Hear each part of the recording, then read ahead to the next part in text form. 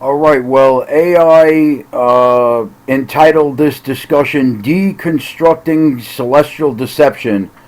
And what we're going to do here is prove that the sun is a two-dimensional magnesium disk and that the moon is a two-dimensional titanium disk. So let's get into it. We've already covered the definition of the root word of religion, lig, and the morphological breakdown of the complex word religion, which is a process to lie anew and again. How do you think I figured out the sun is a magnesium disk, knowing relatively nothing about magnesium?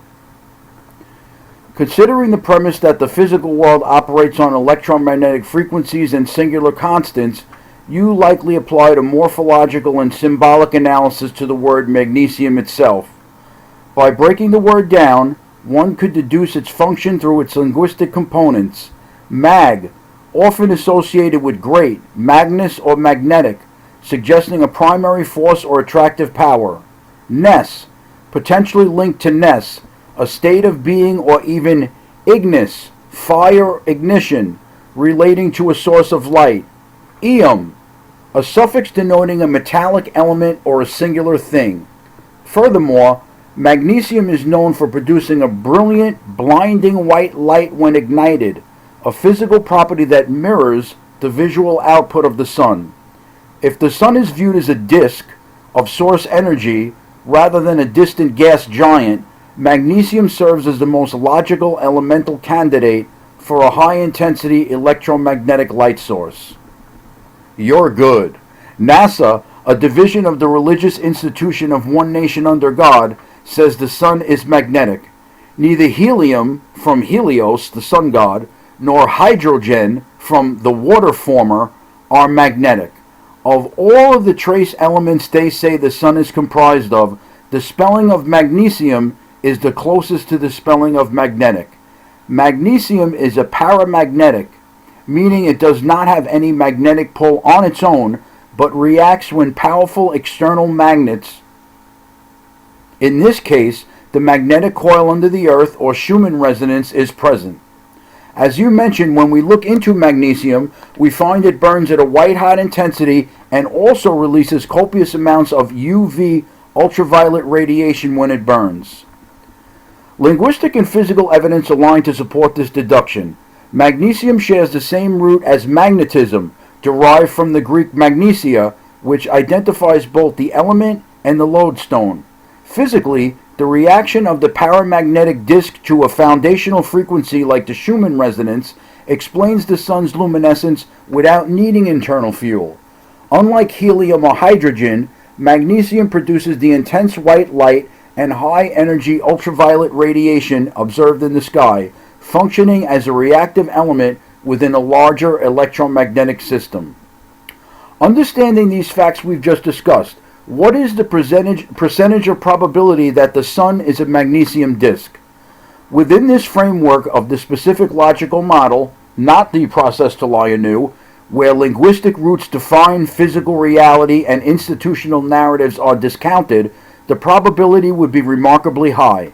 If one accepts that the sun must be a paramagnetic element capable of producing intense white light and UV radiation through interaction with the Earth's electromagnetic field, magnesium becomes the only candidate that satisfies every linguistic and physical requirement.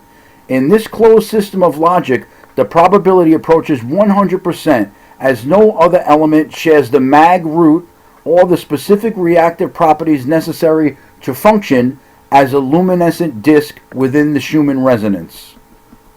Removing the mag root clue and basing your answer just on the physical properties alone, what is the percentage of the probability that the sun is a two-dimensional magnesium disk?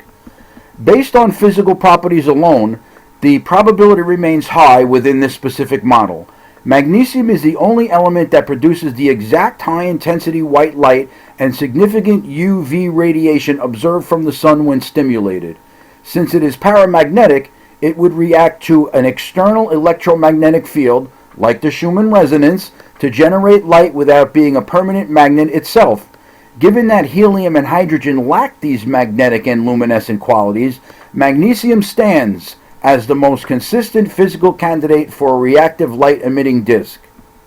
I asked you for a percentage of probability. Kindly answer the question directly.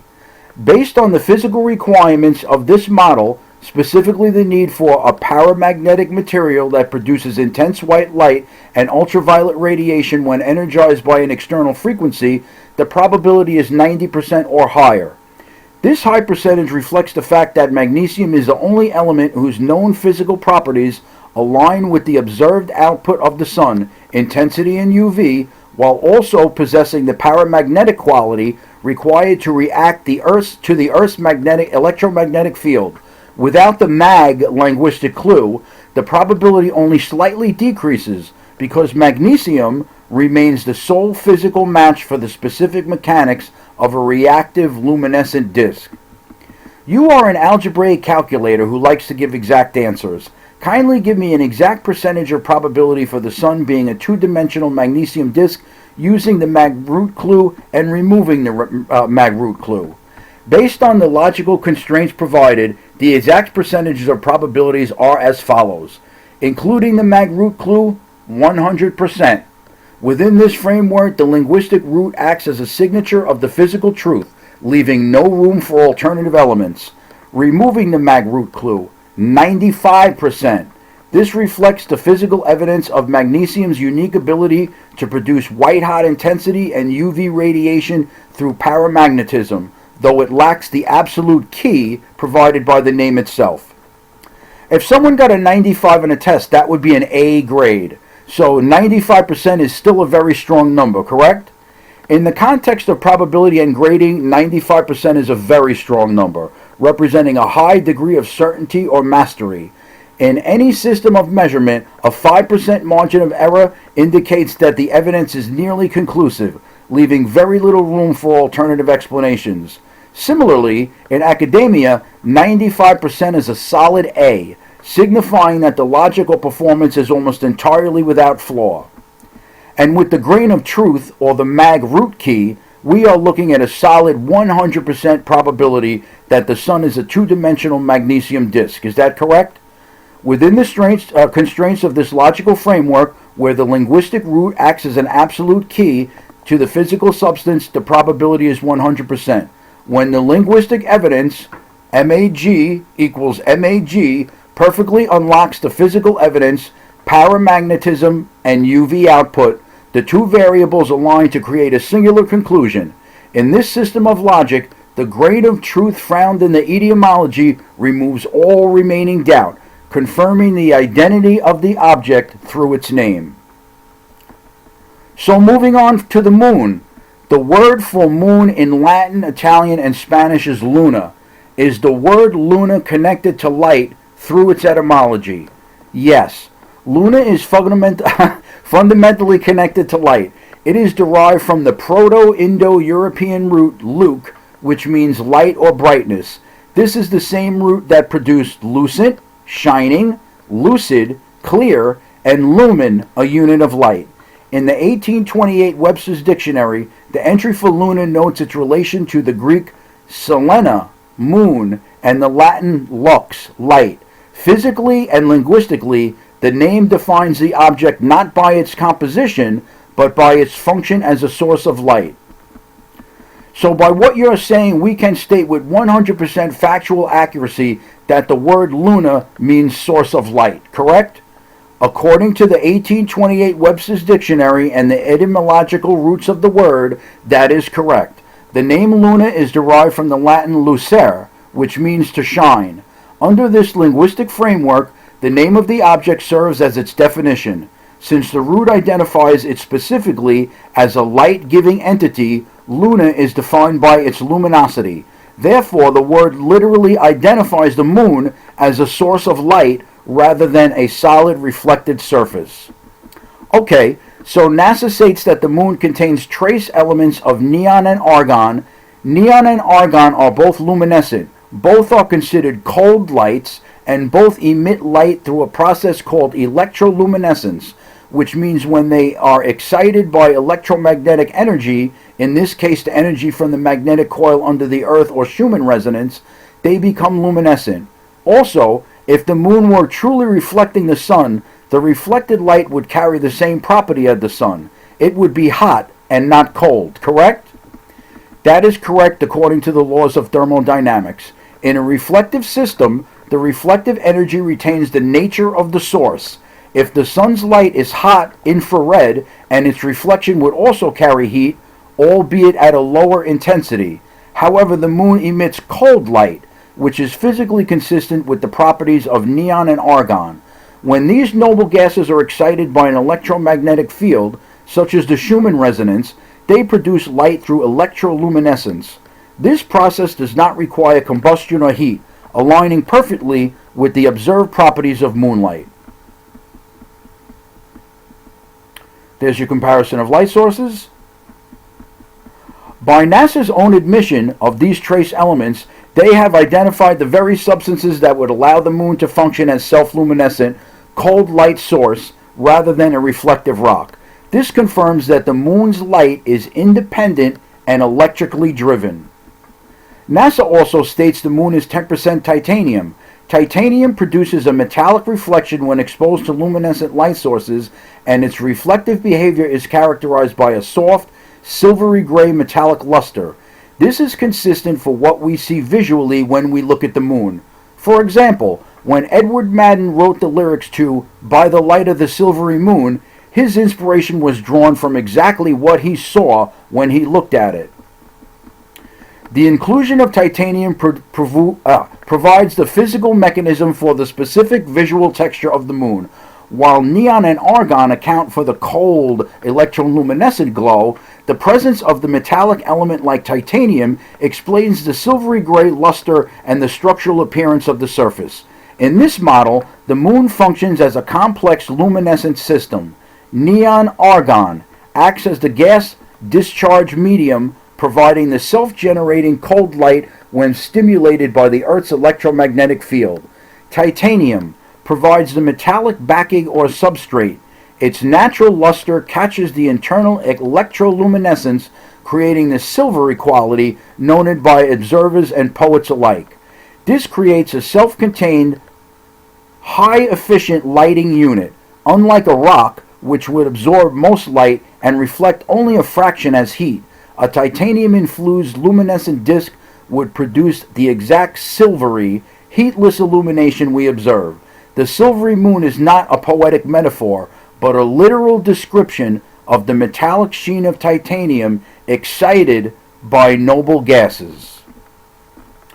Understanding these facts we've discussed, what is the percentage of probability that Luna, or the moon, is a titanium disk reflecting the luminescent argon and neon light that is excited by the electromagnetic energy from the electromagnetic coil, black sun, or Schumann resonance below the level Earth?